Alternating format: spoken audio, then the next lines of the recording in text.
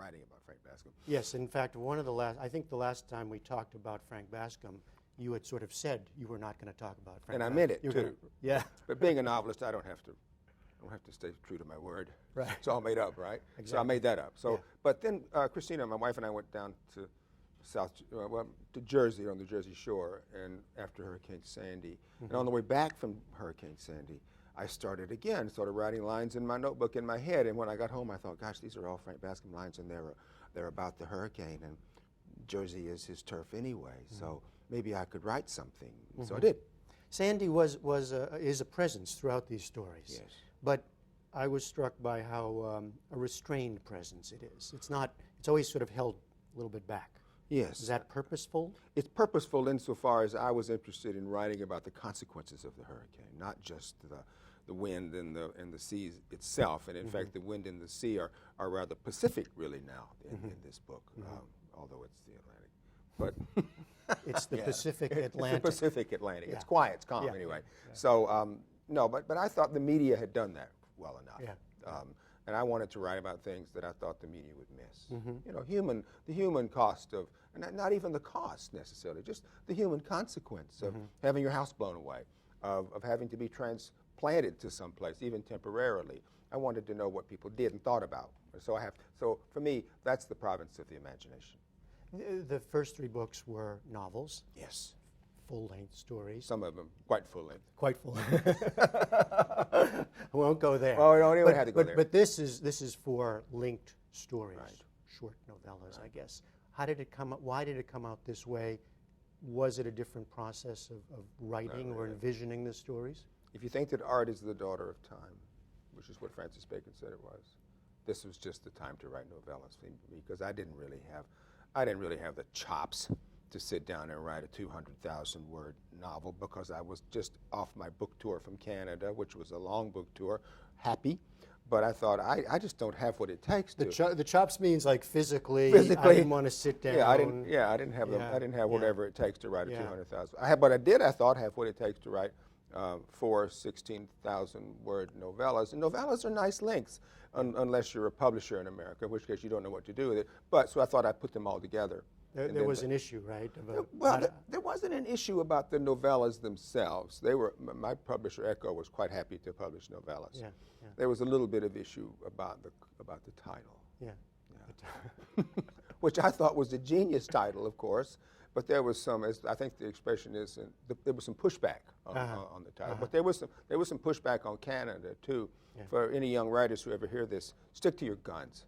Stick with it, right? Yeah, because if you ask the marketing department, as good-willed and as ingenious as they are about selling books, to title your book, they're not going to come up with as good a title as you're going to come up with. Well, in any case, it's your book, so you want it to be titled what you want. There is that. Yeah. There is that issue. Well, read a little bit for us, I will. just to get some flavor here. I'll be glad to. This is a little bit about the Jersey suburbs. As Frank drives through them in the dark. Though out here now, all is frankly enigma. Probably it's my age, which explains more and more about me, like a master decryption code. In New Jersey, we've now built to the edge of the last 1,000,000 acres of remotely developable land. We're on track to use it up by mid-century. Property taxes are capped, but no one wants to sell, since no one wants to buy, all of which keeps prices high but values low. Householders of many of these expensive piles are now renting their 8,000-foot trophy villas to Rutgers students with rich parents, taking the long view about upkeep and wear and tear when the lease comes up. Frank is 68. 68. I was once 68. You were once. You will be 68. Yeah, I someday. will be. And I hope you're around when When I you am. are? Yeah. Not a chance. Oh, come on. No, but tracking Frank in that kind of internal monologue. Yes. Is that how it comes out for you? Pretty much. Yeah. You just make it up. You know, novels are made up things. Yeah. And frankly speaking, I'm sorry. But they're constructed things. Yes, sometimes they are, because you're trying to write something that the reader will find useful. Yeah. And at the same time felicitous and amuse the reader and interest the reader about something serious. This book is a comic book. Yeah. But it's about not very comic things. Well, it's growing old, right? In part, remembering things. Yeah. The former wife is in an old folks' home. I mean, there's Right. the old friend who's dying. I mean, Yeah. and you say it's a funny book. I wanted to call it hilarity. That's what Really? I thought. I mean, you know, if you can't laugh at getting old and getting closer to death, what you're going to do? Cry? It won't do you any good. So I just thought laughing is the remedy. Laughing, yeah. Hilarity is the remedy. I probably should have called it hilarity. It would have made everybody happier if I had. You know, we have talked before about the different places that you've lived and that you write about. And last time we talked was about Canada, and that was that Western voice. Right. Do these voices come out? They come out differently for you. They do. Yeah. But, you know, in everybody's head, there are all kinds of voices. Yeah. Writers just have something to do with those many voices. I mean, you think about the way you talk to your wife, you talk to your doctor, you talk to your priest if you have one. You talk to people with different vocabularies, you talk to people with different rhetorical purposes, and that's what different novels do, from voice to voice to voice. And you hear them that way, but earlier you said you were writing FB. FB, yeah, Frank Bascombe, Yeah. for that voice. Here's a line that I think I could easily dedicate to him, something he thinks, something he says, something about what he does. So Yeah. do you have a notebook full of these do. kinds of, yeah? I do. And they're all stored away in the freezer compartment of my refrigerator.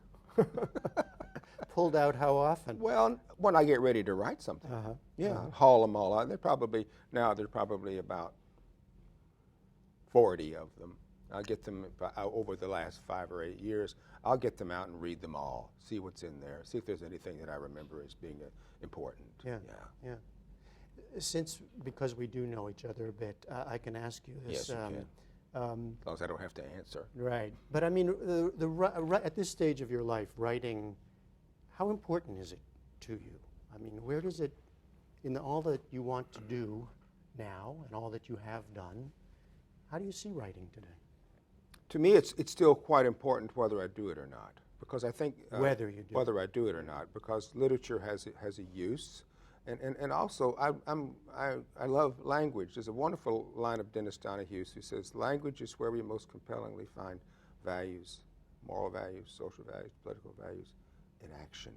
And so for me, to use language is to engage all those moral values, social values, political values. And so, but I mean, you and I do it when we talk.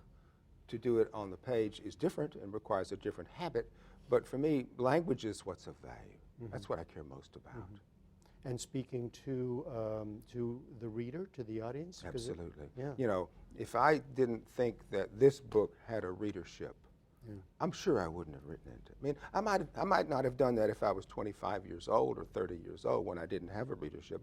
But at this stage in my life, I have to think to myself, there are people who read my books. There are people who will read this book. I have to do the best I possibly can. Yeah. And when you travel around to places like this and meet those readers? Yeah. It's a joy. It's a joy, because what we have in common is books. Yeah. My book is just a little Bitcoin here of our getting together, but we care about books, we care about literature. But you've been doing this over now a span of time in which 4,000 years. 4,000 years, in which the book has changed quite a bit. Yes, right? it has. Yeah, on those stone tablets, you were first carving out. God, what suitcases we had. 2 then. different kind of tablet. That's right.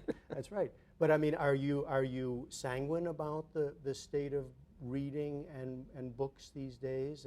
I know you're meeting people who love books and who love reading, but in the larger culture, how do you see the place of the novel or the? I think that there is a permanent appetite for the kinds of rewards and uses that imaginative literature gives to its readership. So I'm extremely sanguine about that. Whether or not it's going to come out in this kind of a package, ultimately, I don't know. But you don't want to stand in the way of progress about these things. These things are driven by market forces that will ultimately relegate this to be an antiquarian's preoccupation. You just said market forces and progress in the same sentence. I don't know. Did I say that? You did. Oh. Well, I think that's what basically drives progress for the most part. It's not moral forces per se. Moral forces come along and judge progress after the fact. All right. Good place to leave it. Let me be frank with you, Richard Ford. Thanks so much. Thank you, as always.